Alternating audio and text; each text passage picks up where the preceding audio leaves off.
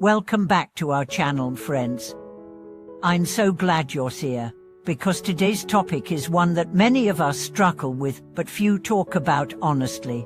Have you ever felt like you've been practicing Buddhism for years, reciting sutras, attending retreats, doing all the right things, yet still feel stuck, like your heart isn't transforming, your wisdom isn't deepening, and your habits remain unchanged?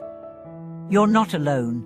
Today, we'll explore this pressing question through the eyes of one of the most respected Buddhist masters of the modern era, Master Guangqin. His insights into the spiritual paralysis of modern practitioners are more relevant than ever.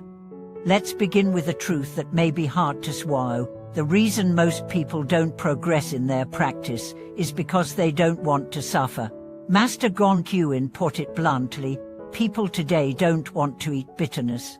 In other words, people don't want to endure discomfort, and without discomfort, real practice cannot take root. We live in an age that glorifies comfort. Everything from our food to our furniture to our phones is designed to give us ease. But spiritual growth, real transformation, requires the exact opposite. It requires friction. It requires resistance. It requires the willingness to face ourselves and dismantle the false identities we've built up.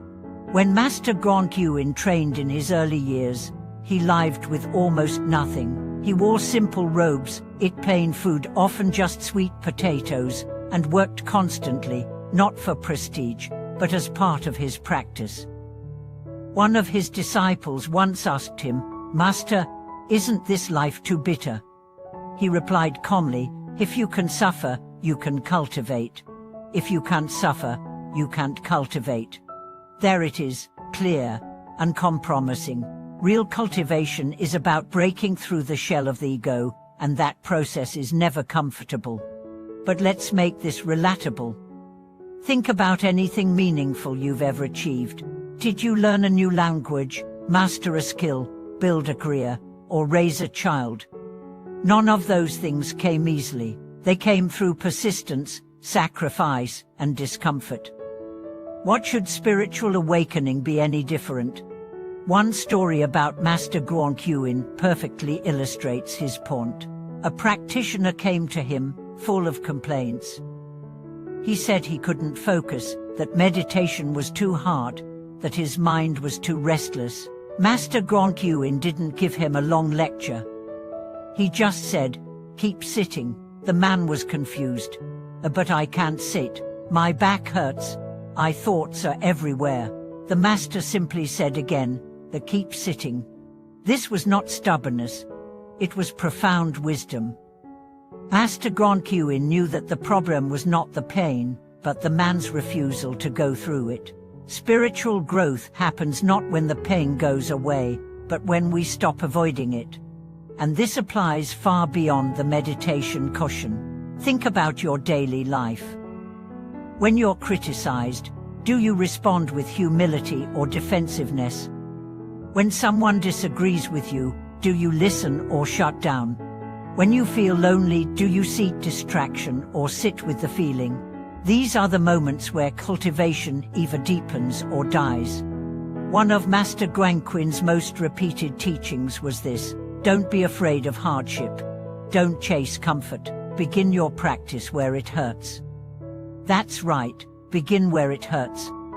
If your trigger is anger, start there. If your pain is loneliness, start there. If your habit is addiction, start there. Don't wait for life to get easy. Use what you have. Pain is not an obstacle, it is a mirror. Let's take a step deeper. What is it that makes modern people so resistant to hardship? It's not just physical weakness. It's attachment to identity. We fear pain because we fear loss of control, loss of pride, loss of narrative. But Buddhism teaches us to lose ourselves, to abandon the self that clings. Without loss, there is no liberation. Master Guangqin was not a flashy teacher. He rarely gave elaborate sermons, but his silence carried a power that shook people to their core. Disciples said being near him was like standing before a mountain, solid, still, I'm movable. That presence didn't come from charisma. It came from decades of silent endurance, from choosing the path of discipline over the path of ease. There's a powerful lesson here. You don't need to say much to be powerful. You don't need to impress anyone to be awake. You just need to stay the course. When others give up, you stay. When the road gets hard, you stay. That's what builds the inner temple. One Lum man once asked Master Guangqin, "How do I know I'm really progressing?" The master replied, "When you stop asking that question." A true growth is subtle. It's not fireworks. It's not mystical visions. It's realizing you no longer argue when insulted. It's noticing you no longer crave applause. It's finding joy in quiet, ordinary acts. These are the signs that your roots are growing deep. Let's talk about another essential piece of his teaching: simplicity. Master Guangqin believed that spiritual life must be stripped down to the essentials. In a world drowning in information, he pointed us back to what really matters: silence, patience, presence. You don't need to attend every seminar. You don't need to collect spiritual jargon. You need to be fully alive in this moment and meet it as it is. In the monastery, Master Guangqin was known for doing the most menial tasks without complaint: sweeping, cooking, carrying water. He said, "If the Dharma is in the broom, that's not a metaphor. It means that how you do small things reveals your mind.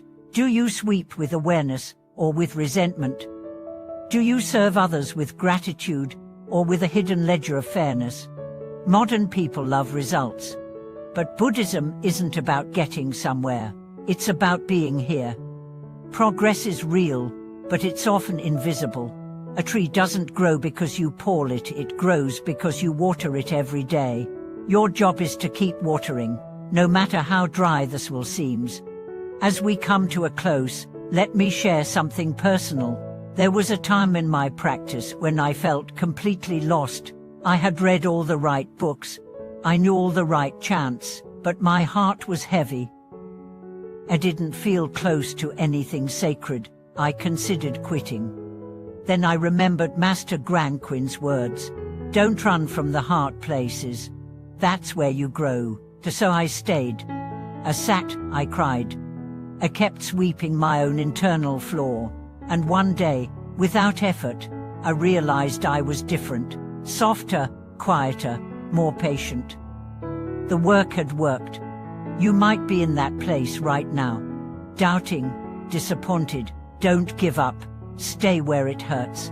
Let the fire purify you. Let the silence teach you. Let the boredom reveal you.